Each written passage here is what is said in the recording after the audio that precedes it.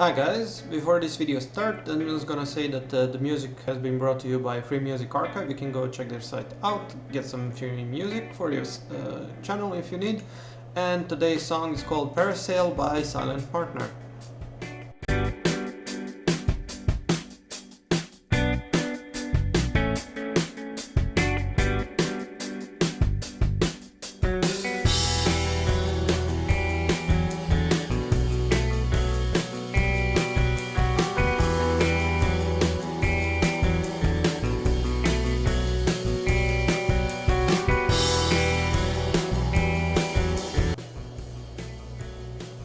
In this tutorial, I'm going to show you how you can destroy certain objects.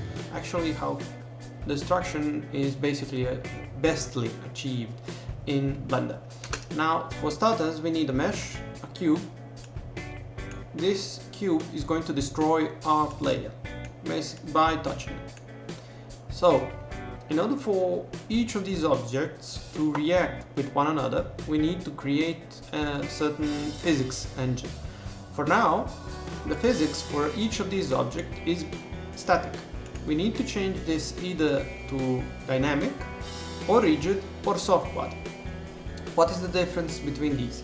Dynamic bodies will act like a billiard ball, which means how fast one was going to the other with a certain mass, they will bounce away. A rigid body will basically try to how should I say this? A rigid body will go in one direction until met a certain force, because dynamic bodies will bounce off, the rigid body will just go to the wall, basically. Now for the soft body, we don't need this one. The soft bodies are basically bouncing balls. We don't need that one. So rigid body or dynamic is good. We need to do that for the other object. So in this way we have set up the logics of them to collide and to react with one another. Now for us to have a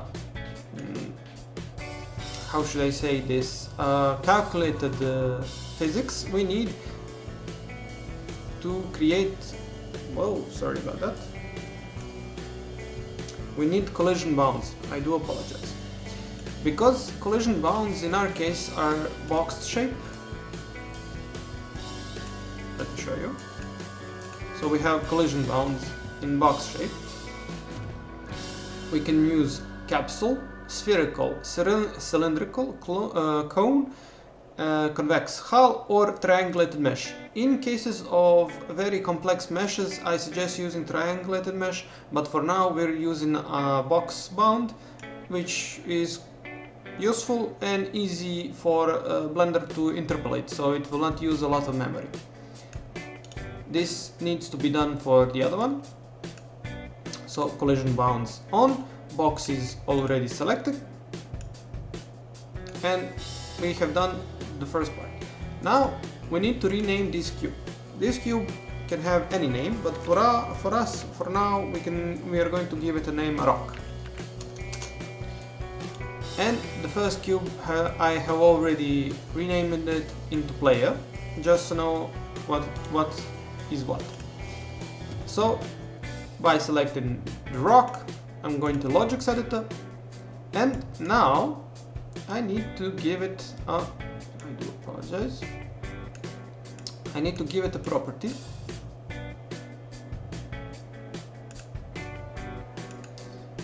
And this property needs a value. By Boolean value, we have only two options. We either say it's true or it's false, 0 or 1. So for us, we need a 1. By checking this box, we have set its value to true or 1, and we're going to call this property rock, basically saying this is a rock. Now we're going back to 3D view, selecting our cube, logics.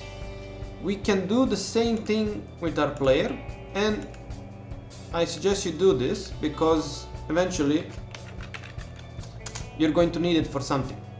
But at this moment we only want to destroy player by touching the cube. So, collision, this is a sensor. In previous, I do apologize, I called controls sensors. That was unnecessary, but do apologize. And here, in property, we're going to put a rock. So what this means, if our cube, our player, collides with a property which bears the name rock, it is going to destroy itself. So for us, edit object, we are going to end object. As you see, all the options have gone away. Now we can connect these two dots, or we can add and connect this way. Multiple choices, multiple choices. Now our collision is going to destroy our player. So let us see what is going to happen. As you see, our player is gone.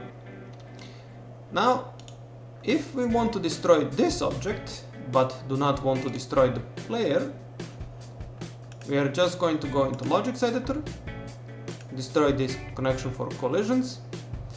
We can go here, find our rock. So this is the second option. Go into collision, name player, and do the same thing. Edit up, I do apologize, wrong one. Edit object, end object, and connect. Once in 3D view, pressing the play, as you see, the second, or the rock has gone away. And this is it for this tutorial. So this is it for this tutorial. I hope to see you in the next one.